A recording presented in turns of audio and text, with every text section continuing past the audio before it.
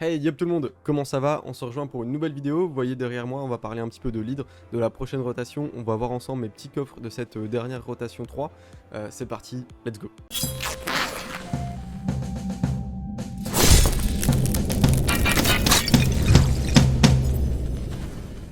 Alors, du coup, premier coffre, je viens de cliquer dessus. On est sur le stage difficile. C'est bizarre, les noms sont complètement buggés.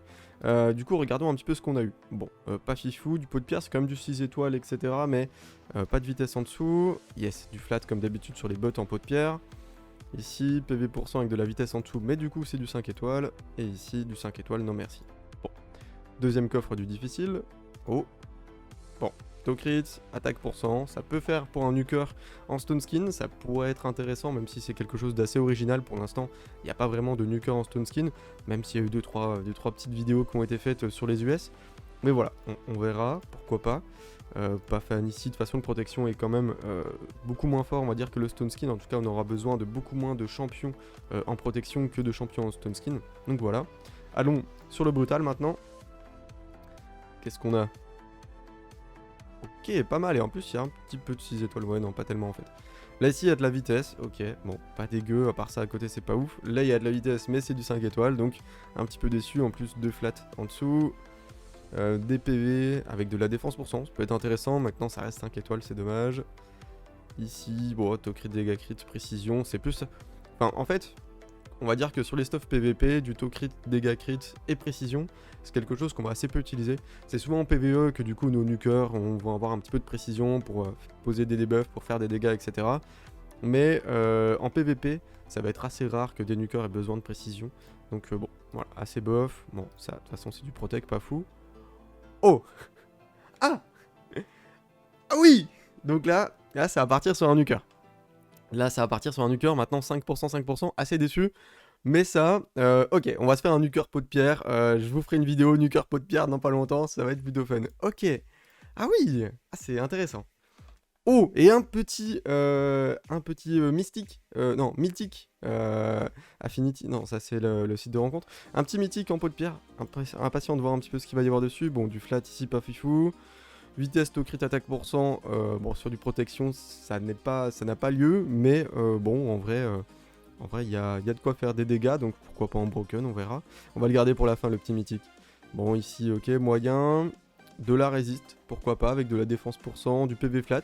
En vrai c'est un artefact ici qui a une cohérence, donc ça peut pourquoi pas être intéressant. Ici bon 5 étoiles, pas foufou, et là, please. Oh il est insane! Faudra voir les rolls. Mais, what? Précis avec de la résiste en même temps, ça peut être complètement insane pour, je sais pas, pour faire un warlord, pour faire un truc qui est en même temps un petit peu de précis et beaucoup de résiste. Faudra voir les rolls, et puis voilà, il y a de la vitesse en dessous en plus, donc ouais, ça peut être vraiment vraiment très intéressant. Celui-là, je l'aime beaucoup. J'aime beaucoup cet artefact. Bon, allons voir maintenant sur du Nightmare. On a également les deux coffres, enfin en x2 ici. Donc 6 coffres en tout, c'est pas mal pour l'hydre. Vive IPR. Ok, oh, deux trucs légendaires, pas dégueu, on va voir un petit peu. Ici c'est du 5 étoiles, pas fifou. Ah, vitesse, précis, résistance, et c'est ma semaine. Hein. C'est ma semaine, la semaine dernière j'avais eu vraiment que de la merde, et là par contre cette semaine, il y a du très très beau potentiel, j'espère que ça va bien roll. Franchement ça fait plaisir. Ici c'est très défensif, c'est très défensif avec un petit peu de précis, de la résiste, défense % PV, franchement ça me plaît plutôt bien. En tout cas il y a une cohérence vraiment dans l'artefact, plutôt correct avec de la vitesse en dessous même si c'est du 5 étoiles. Idem ici, il y a de la cohérence sur les statistiques, pourquoi pas. Allez, please, de la vitesse sur ces bots. Non. Après, il y a de la défense et des PV. C'est plutôt cohérent aussi, on va dire, pour un mob vraiment tanky assez lent. On veut parfois que les mobs soient assez lents en pot de pierre, ça peut être une bonne idée. Donc du coup, de quoi le rendre plutôt tanky ici en fonction des rolls, pourquoi pas. Et là... ah, ouch. Après, faut voir, faut tester. En vrai... Pour un mob assez rapide en pot de pierre, même si c'est pas un truc qu'on utilisera souvent, faut voir, ça fait un triple quadroll en vitesse, ça pourrait être ok tier. Bon, on a eu pour l'instant qu'un seul mythique, voyons voir le dernier coffre en Nightmare. Est-ce qu'on va avoir du coup un petit mythique du 5 étoiles? Bon, pas fan, après faudrait voir ces bots là, ça peut être très intéressant, on a un petit peu de 6 étoiles après. Du protection ici, mais les stats en dessous sont un petit peu dégueux, en plus c'est du 5 étoiles. Idem c'est du 5 étoiles, et là... Oh! Ok, on peut faire un nuker en PV avec du vitesse to crit dégâts crit. Why not? Et bah en stone skin, il peut y avoir Un petit Mortu Macabre, ça pourrait être intéressant. Après, faut voir. Ok. Bon, ici, ouais, en stone skin, pas fou. Le attaque qui est boosté. Il y a tout ce qu'il faut en stat ici, mais la main stat est dégueu. Dommage. Ici, plutôt cohérent sur du protection avec vitesse et puis PV def. Pourquoi pas, l'autocrit, un petit peu rien à faire. Ici, ça peut être intéressant, ces deux-là. Il y a de la vitesse à tester. Et... oh, vitesse résiste. Défense, ça peut être très très bien à tester aussi. Bon, en vrai cette semaine, on va pas se le cacher, j'ai été plutôt lucky sur les coffres, plutôt content de ce qu'on a pu faire là, et maintenant on va voir comment gérer la prochaine semaine qui arrive, et comment du coup avoir des bons coffres également, quelle stratégie adopter en fonction des têtes qu'on va avoir. Alors du coup, ici on se retrouve à l'endroit où on doit un petit peu créer les teams, et du coup on va voir quelles têtes sont dans les têtes de base, donc à gérer dans un premier temps, et puis ensuite quelles têtes sont à côté. Alors, bon, cette tête ici, on la reconnaît bien, la tête rouge, c'est la tête qui va avoir les 15 de stack, qui va faire des gros dégâts. Ok, ensuite ici on a la tête du poison, Blight je crois, donc là on a Wraith, là on a Blight qui fait des gros dégâts, et donc voilà. Ici, je crois qu'on a la tête qui va voler les buffs, et ici on a la tête qui cleanse. C'est-à-dire que la rotation de base sera poison, 15 de stack, celle qui cleanse, c'est-à-dire qui retire les buffs de toutes les têtes, les debuffs de toutes les têtes, et puis celle qui nous vole les buffs et qui n'est pas ciblable. Donc assez chiant d'avoir celle qui nous vole les buffs et en même temps celle qui clean, et en même temps celle qui met du poison, et en même temps l'autre. En vrai on a un petit peu les pires têtes, parce que ici du coup celle qu'on n'a pas, les têtes que l'on n'a pas ici, c'est la tête qui nous met la peur, donc qui est plutôt utile quand on veut jouer avec un Shamael pour accélérer notre compteur de tour du lead, etc. C'est gérable avec un Shamael. Et puis également on n'a pas celle qui fait du partage de dégâts, et puis qui se fait un buff renvoi de dégâts, qui est plutôt gérable facilement, elle est plutôt lente, etc. Donc ça joue plutôt bien. Là du coup on ne les a pas. On voit au niveau des affinités maintenant qu'il y a la tête, on va vérifier que ce soit bien celle-là, mais donc voilà, la tête qui cleanse ici, qui est en affinité rouge, donc elle va être un petit peu compliquée à focus, parce que les autres sont en affinité soit verte, soit en bleu. Donc du coup ici le garde royal restera meilleur qu'un cos. Après, même si un cos aura également 3 affinités correctes. Donc en vrai, un cos se vaudra. Pour montrer un petit peu la différence entre cos et garde royal, en fait, ce qu'il y a, c'est que garde royal fait plus de dégâts avec ce spell là, c'est-à-dire qu'il a un multiplicateur des PV max ennemis plus gros, donc il fera plus de dégâts, et puis derrière il peut être quand même utile sur un break speed ici, un break def sur la 1, etc. Donc voilà, et puis on en a un petit peu plus dans nos box, on va dire, on avait plus l'habitude de l'utiliser. Et à côté de ça, un cos, écoutez, il doit pas être de sortie, où c'est qu'il est mon petit cos? Voilà. Et à côté de ça, un cos ici qui fait du coup un petit peu moins de dégâts ici en fonction du multiplicateur des PV max ennemis, mais qui en fait également. Et par contre lui qui en fait tape sur les PV, donc du coup ce qui va faire que si vous le mettez assez tanky, enfin vous pouvez en tout cas le mettre assez tanky grâce à ces PV de base qui sont assez importants, alors qu'un garde royal du coup ces PV de base sont beaucoup plus bas, donc il mourra beaucoup plus souvent.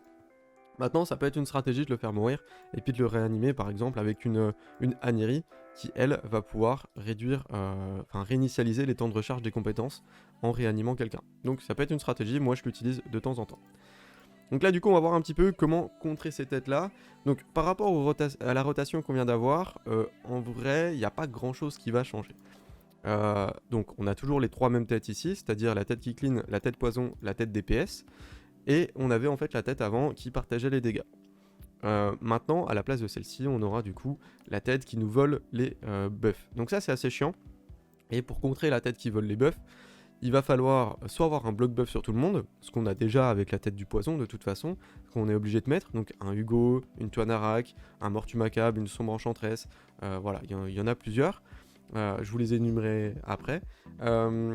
Mais du coup, une fois qu'on a ça, il y a la tête qui cleanse qui va venir nous les enlever et qui pourrait faire chier.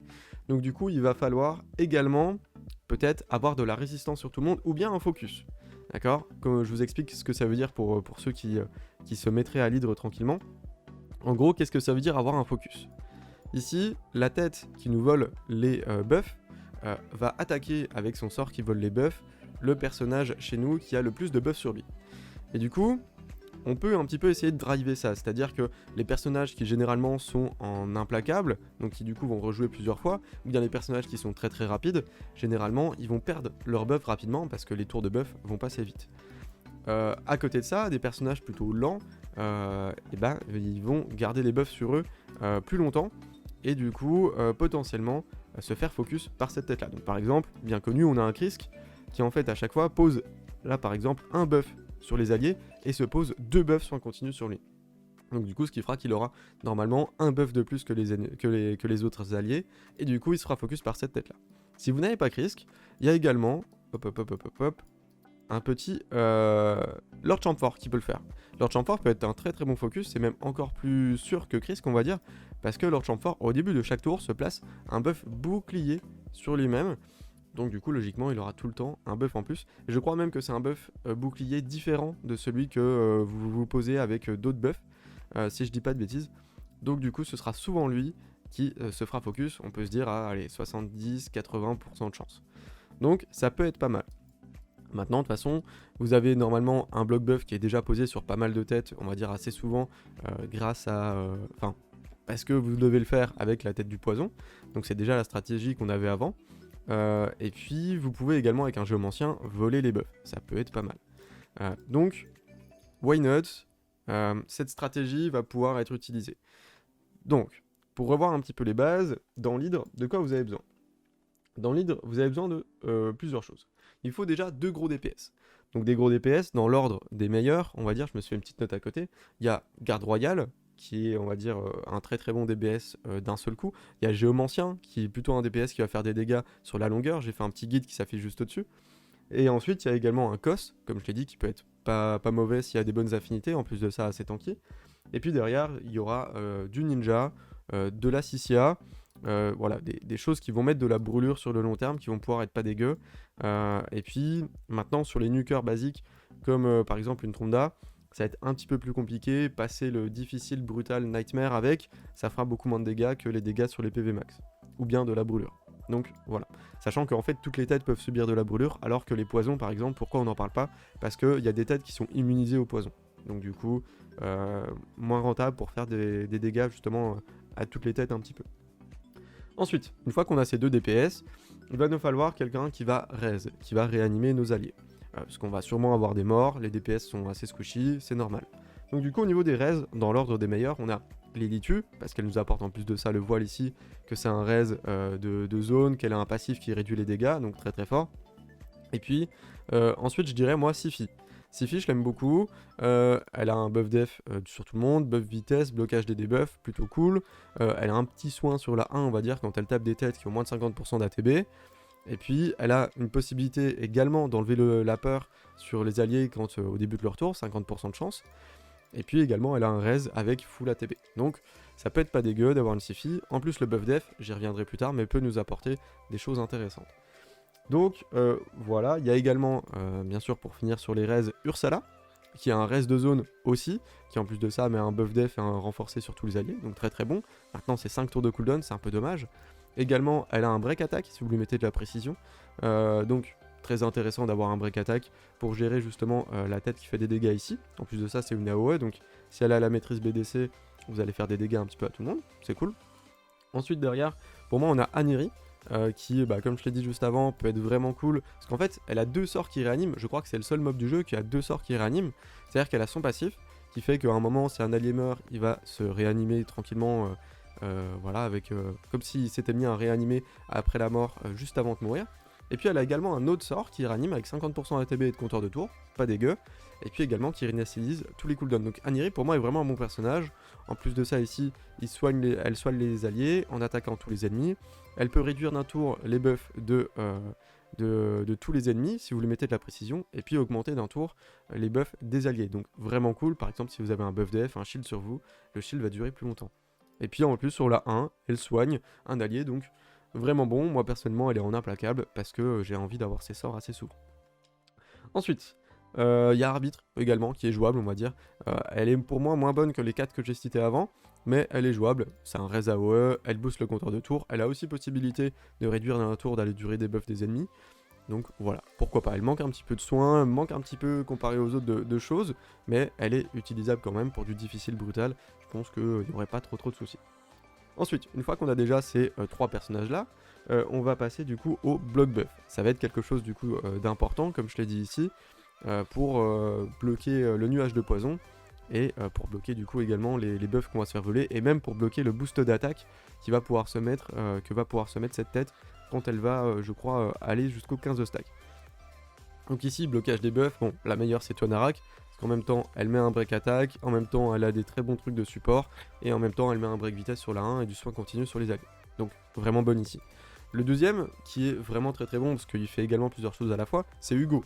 Vraiment, Hugo, pour moi, MVP sur la rotation d'hydre précédente et sur la prochaine. Donc Hugo, parce que break def, parce que blocage des buffs en même temps, tous les 3 tours, plutôt fort. Ici, un soin sur les alliés, il retire également un debuff aléatoire sur les alliés. Il a la possibilité, s'il est placé en tant que dernier dans la team et que tout le monde meurt, de réanimer tout le monde. Donc ça peut faire un petit raise un petit peu tricky, mais qui peut être utile. Puis également une sangsue sur la 1 qui fait que quand on va faire des gros dégâts à la tête qui a la sangsue, on va se soigner. Donc vraiment cool comme champion. Je dirais que voilà, Hugo Tonarak, vraiment important. Essayez de ne pas les mettre dans la même team pour ne pas vous retrouver à poil sur la prochaine team. Également en bloc buff, on a Gurptuk qui est très bon également. Est-ce qu'il y en a un de sorti? Je ne crois pas. Hop, je vous montre ça. Hop, Gurptuk ici, qui sur la 1 met du soin continu, donc voilà, sur tous les alliés souffrant de debuffs poison, donc plutôt cool, sachant qu'en fait les debuffs poison, ils nous les posent sur nous-mêmes, mais c'est des petits à 2,5, donc qui sont tankables on va dire, et il met justement un bloc buff sur les ennemis tous les 3 tours, plutôt cool, et puis il a également la possibilité tous les 2 tours, donc assez souvent, en plus de ça je vous conseille de le mettre en implacable, de retirer tous les debuffs d'un allié, et puis en même temps de le soigner et de lui mettre un petit bouclier. Donc là du coup vraiment cool le Gurptuk. Moi je vous le conseille. En plus de ça, il a un petit lead de résistance, ça peut être utile pour votre team, on en parlera après. Donc Gurptuk plutôt pas mauvais derrière. On a également la sombre enchantresse, hop, ici, qui du coup va poser un bloc buff de 3 tours, tous les 3 tours, donc logiquement les têtes seront tout le temps sous bloc buff, à part quand il y aura le cleanse, mais du coup c'est récupérable. Ne jamais faire ce sort là, parce que sinon après on est bloqué sur nos sorts pendant 5 tours. Mais voilà, donc elle est plutôt utile aussi à faire ça. Et ensuite, bon, on peut voir qu'il y a peut-être un Mortumacab ici qui met également un bloc buff. Maintenant, c'est tous les 4 tours pendant 2 tours. Donc, on est déjà avec un truc qui est moins bon. On a également une Kantra. Pourquoi pas? Je crois qu'il est bleu si je dis pas de bêtises. Non, qui est rouge, excusez-moi. Kantra ici, donc assez aléatoire aussi, c'est pas toutes les chances de mettre du coup un blocage des buffs ici. Elle tape 3 fois les ennemis et chaque frappe a 75% de chance de passer un de ses debuffs. Donc ce qui est un petit peu chiant, c'est qu'il y en a 1, 2, 3, 4, 5, 6 différents. Donc un petit peu compliqué, maintenant c'est tous les 3 tours, etc. Donc bon, faut voir. Donc voilà au niveau de ce qui est des blocages de buffs. Il y en a sûrement d'autres que j'ai pas cité ici, maintenant j'ai cité les 5-6 meilleurs. Ensuite, il nous faut un shield, ou un truc pour rester en vie. Donc le truc pour rester en vie, ça peut être soit un shield comme je l'ai dit, soit un break attack, qui va du coup faire qu'on va prendre moins de dégâts, et que grâce à nos soins, on va réussir à rester en vie. Alors, le break attack, bon, un Krisk ici c'est le meilleur, bien sûr, vous vous en doutez. Je dirais qu'une Valkyrie peut assez aisément remplacer un Krisk. En plus de ça, comme j'allais le dire, il y a un combo avec Siphi, le fait que elle vous mette un buff def, donc du coup ça fera que le shield de Valkyrie, qui dépend entièrement juste de la défense que ce champion va avoir, mais du coup le shield sera beaucoup plus gros. Donc Valkyrie peut vous permettre de rester en vie, en plus de ça de faire plus de dégâts avec la contre-attaque, donc ça peut être vraiment intéressant d'avoir une Valkyrie. Krisk reste quand même un petit peu au-dessus parce qu'il met le break def, break attack, break speed en plus de ça, etc. Maintenant en troisième, je dirais que moi je considère un petit Brony. Brony tous les 3 tours mettre un gros bouclier qui avec des bonnes maîtrises peut durer pendant 3 tours, peut être augmenté ici. Si vous mettez une Aniri avec, ça va du coup prolonger le bouclier. Enfin, ça peut vraiment être assez fort. Donc du coup, Brony ici pour moi est le troisième qui va vous permettre de rester en vie. Ensuite, il y a Champor, du coup, qui met lui un break attack ici. Donc break attack tous les 3 tours, break précision en plus de ça, ça peut être utile. Après si vous jouez avec un Géo, normalement c'est déjà posé. Mais voilà, Champor peut être très cool ici, et en plus de ça il prendra le focus. Donc plutôt pas mal. Et puis derrière, peut y avoir par exemple une petite martyre qui va mettre un buff def sur tout le monde, qui a un break attack en plus de ça. Et donc ici break attack, qui va mettre un buff def sur tout le monde, un break def sur la 1, un lead qui peut apporter de la défense, à voir. Donc voilà, martyr peut être également utilisé ici, il y en a sûrement d'autres, je vous ai cité les principaux. Ensuite, il nous faut, pour faire des gros dégâts avec nos DPS maintenant, il nous faut un break def. Donc si vous avez déjà Hugo, c'est cool, vous avez une place de libre, peut-être pour rajouter une Aniri, si vous avez déjà un res à côté, un autre res, une Sifine Militu, une Aniri peut venir compléter, ça peut être pas mal. Une Valky peut venir compléter même si vous avez déjà un Krisk, ou bien un autre bloc buff, etc. etc. Mais du coup, si vous n'avez pas Hugo ici, il y a Lidja, tout simplement, qui est plutôt cool à utiliser. Elle se met en plus, enfin elle nous met un buff vitesse, un buff renforcé, donc vraiment cool. Elle a de quoi bloquer les buffs à la main en mono cible sur quelqu'un, ça peut être cool aussi. Donc plutôt utilisable comme champion.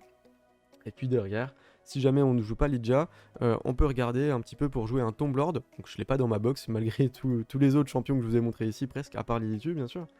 Mais voilà, un Tomb Lord peut être vraiment très très bon. Il met Break Attack et Break Def sur le même sort. En plus de ça, il met du Break Speed sur la 1. Et puis des petits poisons qui passent quand même sur 2 têtes différentes. Donc pourquoi pas au niveau du Break Def et en plus du Break Attack.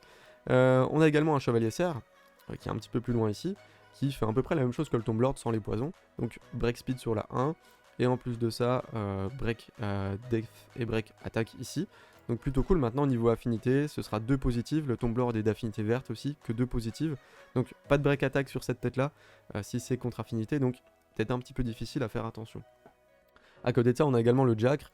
Donc il est intéressant aussi si jamais vous n'avez pas de Hugo, parce que il va lui aussi mettre une sensu, ce qui fait que quand vous allez taper l'ennemi sous sensu, vous allez du coup récupérer de la vie. En plus de ça, il va avoir un tour supplémentaire grâce à ça, petit boost ATB pour les alliés. Ça va permettre du coup de assez souvent avoir le break def, assez souvent mettre la sensu. Un petit lead, maintenant, à voir si c'est lui que vous mettez en lead, je vous conseille pas forcément. Il y a également un Duc, en vrai je l'ai pas noté sur ma petite liste, mais Duc pourrait être intéressant, tout simplement parce qu'il met lui aussi le break attack, et en plus de ça un break def, donc pourquoi pas.